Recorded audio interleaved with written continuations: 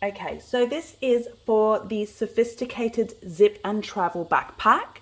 I'm just going to show you guys quickly how to do the extended strap with the D-ring. So Sew Honey Bea has done a detailed tutorial already on the whole backpack, but she chose not to do the extended strap with the D-ring. So I'm just going to show you guys how to do that part.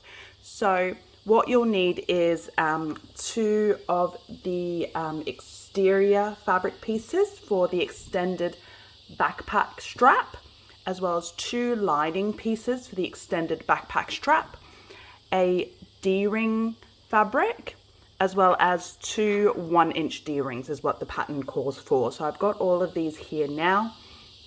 The first thing we're going to work on is the D-ring. So I'll move these out of the way. So with the D-ring, what we're going to do is we're going to find the center point.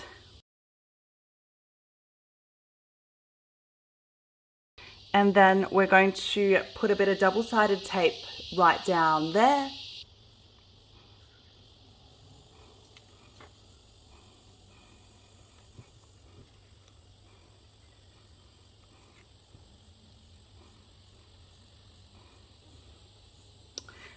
Then we're going to fold the long edges to that center mark that we made. And then now what we're going to do is we're going to top stitch both long edges with a 1/8 seam allowance. So I'll take you over to the sewing machine now. Okay, so we're at the sewing machine now. So we're going to top stitch this with a 1/8 seam allowance on both sides.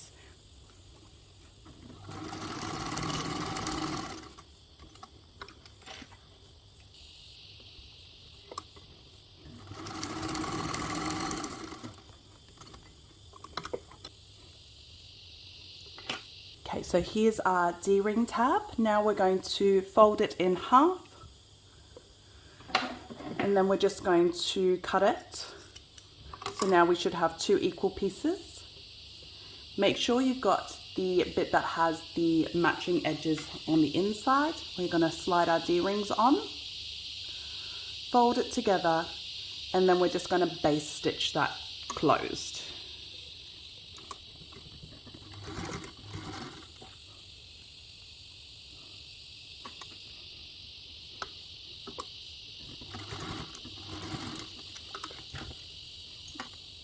There we go. So that's your 2 D-ring tabs, and I'll take you back over to the cutting table and we'll move on to the straps.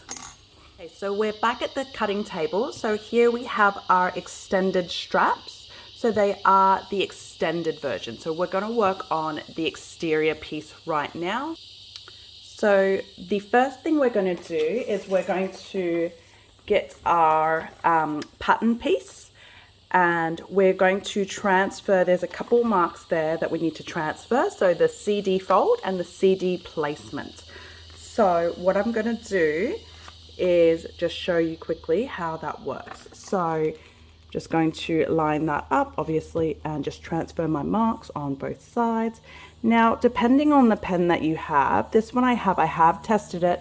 It does wipe off. You could transfer the whole line across, so actually just draw it all the way along the whole piece of fabric. Or if you're not sure, just do it on the edges like I'm doing now. So you can just see there that I have transferred my 2 markings across, and then we'll have to do it on the other piece as well, but I'll quickly do that off camera. Okay, so I've transferred all the markings across now. So I'll just work on the one piece. So this is the one that we're working on right now. So this top line is the fold. So what we're going to do is we're going to pick it up and we're going to fold it wrong sides together just like that. And then we're going to bring it, fold it wrong sides together just like that. And then we're going to bring it down to match the CD placement line. So just like that. And then we're going to clip it together.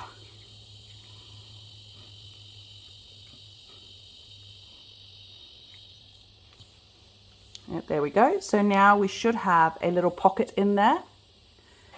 And what we're now going to do is we're going to get our D-rings, and we're just going to slide our D-ring right in the center point. So you can either use your ruler to measure it or you can eyeball it, and we're just going to clip that in there as well. So I don't have clips big enough to clip that, so what I'm going to do is I'm going to get a bit of double-sided tape and I'm going to stick it in there just to hold its place while before I get to the sewing machine.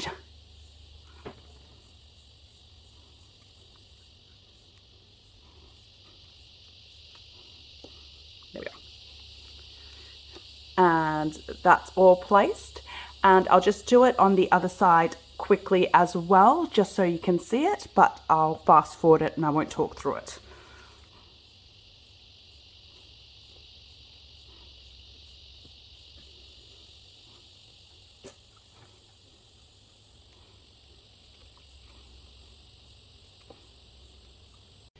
And now we're going to go over to the sewing table, and we are going to sew 2 lines along here. So we're going to do a top stitch 1/8 from the edge, and then we're going to do a second row of stitching 1/8 away from that first row. So I'll take you over to the table now.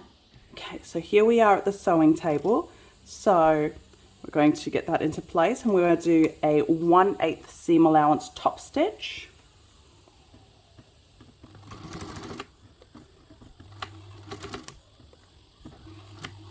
My needle is a bit dull, I do apologize. I should have changed my needles before I started doing this.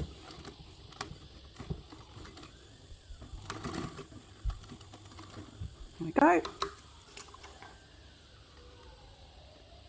And then we're going to do a second row of stitching 1/8 from this row of stitches.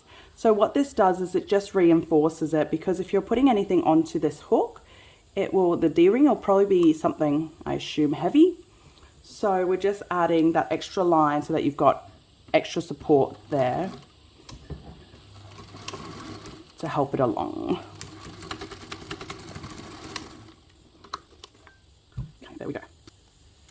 So that's that all sewn together with your 2 rows of stitching and your D-ring tab for your extended strap on the exterior. So I'll take you back over to the table again. Okay, so we've just top stitched those, and now we're going to put the exterior with the lining together. So I'm using 3D mesh by Sewfisticated Supplies.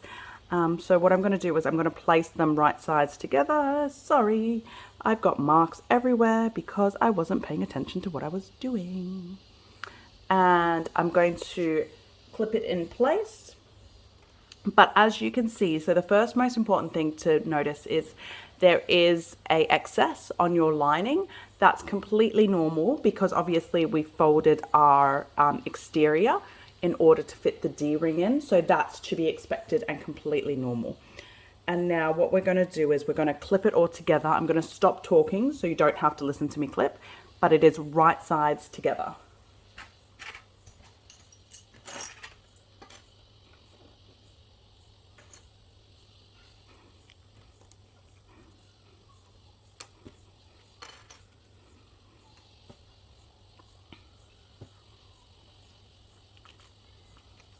Okay, so I've clipped that all together, and now what I'm going to do is I'm going to take this over to the sewing machine, and we're going to sew this together with a 1/4 inch seam allowance, but we're going to leave an opening. So I'm going to leave this whole section here open and unsewn. So I'm going to sew along here, skip this whole bit and sew all the way along here, back up to the top, with a 1/4 inch seam allowance. So I'll take you back over to the table now. Okay, so now we're going to sew that all together with a 1/4 inch seam allowance. Make sure you remember to stop and leave that section open so that we can turn it.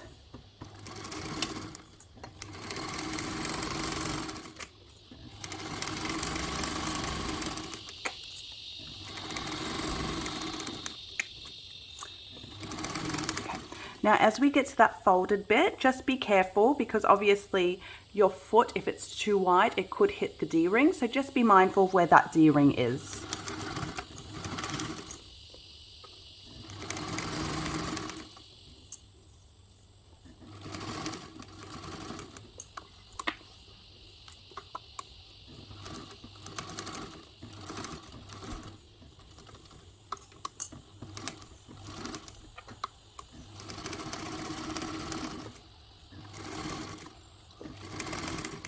Same thing over here, just double check where your D-ring is before you continue on.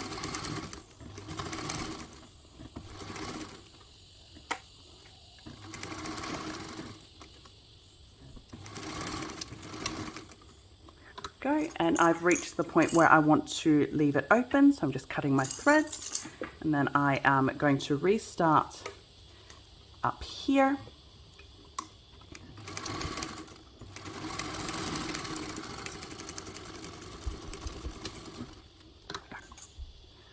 That's all done. So now I will bring you out a little bit so you can see a bit better. So this is our piece all sewn together. So first thing first, I'm going to trim off that excess lining that I've got. There we go. Move my phone out of the way so it doesn't draw attention away from here. And then what I'm also going to do, because I've used 3D mesh, I sometimes struggle to draw straight lines and cut on it. So what I like to do is just trim it here. The only spot that I have wrong is just about here. There we go. And then we're now going to use pinking shears to trim around your seam allowance, just to reduce that bulk a little bit. I don't like to trim at the seam opening section just because I like to give myself more than enough space to turn it right side out, but you are definitely most welcome to trim it.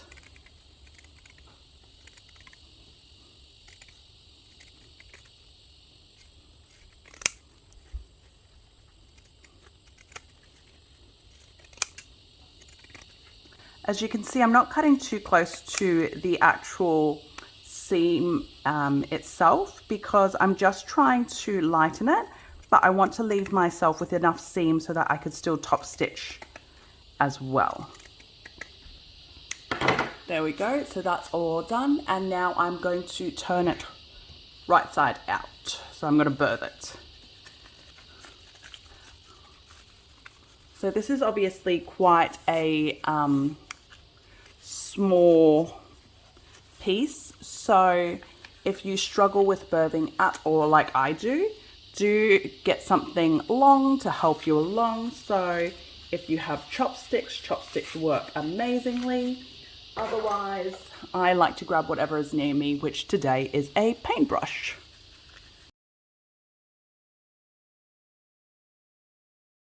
Just pulling the D-ring out, that's the part that's currently stuck at the moment. There we go.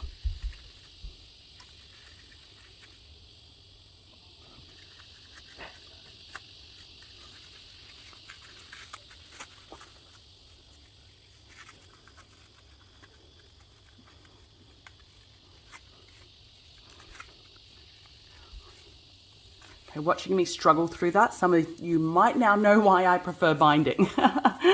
Okay, so we're almost there. And I'm just trying to get these corners poked out nicely so that I still have that beautiful curve that the pattern had. There we go. Now that you've turned it out, now's the point where you will insert your foam if you were using foam stabilizer. I'm not, because I am hoping this will be the travel and zip, so that I can fold it all up nice and small, so I don't want added bulk. I've also used the 3D air mesh, so as you can see, it adds a fair bit of sponge, so I don't really need the foam for this. I'm moving on to the next step, which is to top stitch around the entire section. So before I do that, bring you back over a little bit better so you don't see all my mess, is we are going to fold in the seam allowance here that we left open. We're just going to fold it down.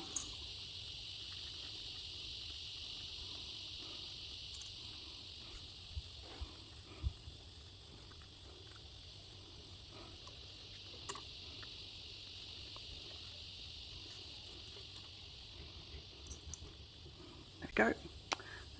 So it's all folded and clipped. So when I top stitch, that will close off that opening. And now I'm going to top stitch that with a 1/8 seam allowance, making sure that you watch where your opening is and making sure that you are top stitching that closed. If you're worried about any of this popping out, just grab your stiletto and you can just quickly slide any bits in that aren't looking right, and use your stiletto to hold everything in place when you pull your clips off.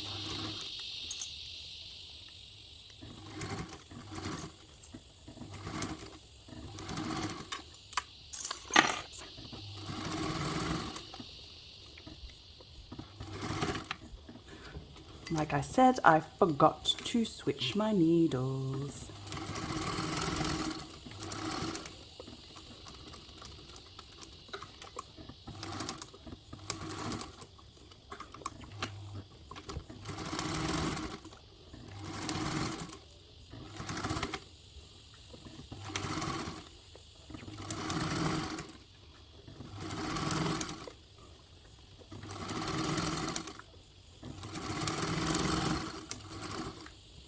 There we go. So that is your whole extended strap piece done with your D-ring for the Sewfisticated ZipN'Travel backpack. The rest of the tutorial you'll find on Sew Honey Bea's channel. But otherwise, thanks for joining me. I'm Sam from Made by Erilyn.